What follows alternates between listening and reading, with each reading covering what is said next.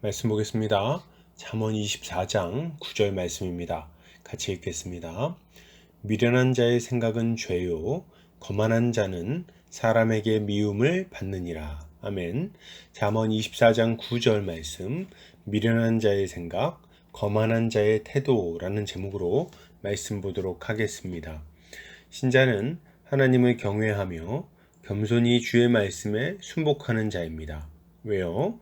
이러한 삶이 우리의 인생을 참으로 복되고 사랑 넘치는 삶으로 만들어준다는 것을 잘 알기 때문입니다. 오늘 본문을 통해서 이에 대해 함께 살펴보도록 하겠습니다. 오늘 잠언 기자는 미련한 자의 생각은 죄요, 거만한 자는 사람에게 미움을 받는다고 말하고 있습니다. 이것을 타번역본에서는 어리석은 생각은 죄요, 거만한 사람은 사람들이 싫어한다 라고 번역하고 있습니다. 본문은 미련한 자와 거만한 자를 연이어 언급하면서 하나님을 경외하지 않는 자의 결국에 대해서 경고하고 있습니다. 이것은 하나님을 경외하지 않고 죄 가운데 살아가는 자가 하나님의 진노를 사게 될 것이며 사람들에게 미움을 받을 것이라고 경고하는 동시에 신자가 하나님과 사람 앞에서 사랑받는 삶을 살기 위해서는 경건하고 겸손한 태도를 가져야 한다는 것을 교훈하는 본문이라고 할 수 있겠습니다. 먼저 본문은 미련한 자의 생각은 죄라고 말합니다. 여기서 미련한 자는 이웰렛라는 단어를 사용하고 있는데 이 단어는 어리석음, 불경건 등의 의미를 가지고 있습니다. 그리고 생각은 진마라는 단어를 사용하고 있는데 이 단어는 의도, 사악함, 부정함, 음탕함 등의 의미를 가지고 있습니다. 특별히 이 단어는 욥기의 한 구절을 제외하고는 모두 부정적인 의미로 사용되었어요. 그리고 죄는 하타아라는 단어를 사용하고 있는데 이 단어는 죄, 유죄 등의 의미를 가지고 있죠. 그러니까 정리해 보자면 하나님을 경외하지 않는 불경건한 자의 사악한 생각과 계획은 하나님 앞에 유죄라고 말하고 있는 것입니다. 이것은 하나님을 경외하지 않는 자들의 악한 생각과 계획이 하나님을 대적하는 것이며 그것이 하나님 앞에 죄라는 것을 알려주고 있습니다. 성경은 이런 사람들의 상태에 대해서 그들이 마음에 하나님 두기를 싫어했기 때문에 하나님이 그들을 그 상실한 마음대로 내어버려 두신 결과라고 설명합니다. 로마서에서 바울은 하나님을 거절한 인간의 상태에 대해서 모든 불의, 추악, 탐욕, 악의가 가득함, 시기, 살인, 분쟁, 사기, 악독이 가득함, 수군수군함, 비방함, 능욕함, 교만함, 악을 도모함, 부모를 거역함, 우매함, 배약함, 무정함, 무자비함이라고 말합니다. 이것을 한마디로 정리해 보자면 영리를 따르는 삶이라고 할 수 있을 거예요. 사람들은 자신을 창조하신 하나님이 계심에도 불구하고 순리대로 하나님의 이름을 높이고 예배하는 삶을 살지를 않습니다. 또한 한 몸으로 창조되었기에 마땅히 사랑해야 할 자신의 형제들을 사랑하지 않고 도리어 시기하고 질투하고 미워하며 살아가는 거죠. 이들은 하나님의 크고 첫째 되는 계명을 어길 뿐 아니라 이웃에 대한 두 번째 계명까지 어기면서 살아가고 있는 것입니다. 그 결과는 무엇입니까? 하나님의 진노 아래 있게 되는 거예요. 여러분, 하나님은 이 모든 죄에 대해서 무섭게 진노하십니다. 우리는 이것을 꼭 기억해야 되겠어요. 너무 많은 사람들이 하나님을 사랑의 하나님이라고 말하면서 그분의 진노를 간과하는 것을 보게 됩니다. 그러나 만약 하나님을 마음씨 좋은 이웃집 할아버지 정도로 생각했다면 그것은 아주 큰 오산이에요. 하나님은 죄에 대해서 진노하시며 죄인들에게 자신의 진노를 쏟아 부으실 의로우신 재판장이요 엄위하신 심판주이시기 때문입니다. 그분이 노를 바라시는 날에 누가 감히 고개를 들 수 있겠어요? 누가 감히 그분 앞에 서서 대적할 수 있겠습니까?